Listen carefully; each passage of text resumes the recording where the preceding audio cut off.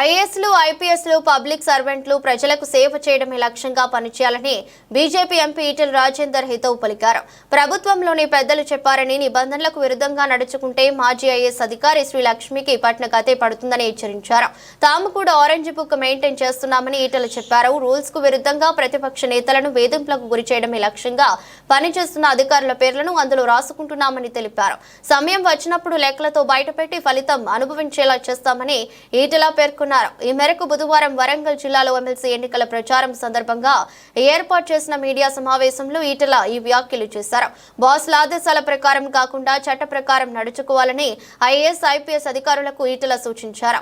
చట్టం నుంచి ఎవరు తప్పించుకోలేరని, పిల్లి కళ్ళు మూసుకుని పాలు తాగినట్లుగా పనిచేస్తే ఎట్టి పరిస్థితుల్లోనూ ఊరుకోబోమని స్పష్టం చేశారు.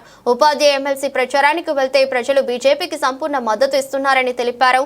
రాష్ట్రంలో విద్యా వ్యవస్థను బీఆర్ఎస్ భ్రష్టు పట్టించిందని, ప్రస్తుతం కాంగ్రెస్ కూడా అదే పద్ధతిలో ముందుకు సాగుతుందని ఆరోపించారు. కాంగ్రెస్ కు కూడా బీఆర్ఎస్ కు పట్టిన కథే పడుతుందని ఈటెల రాజేందర్ పేర్కొన్నారు.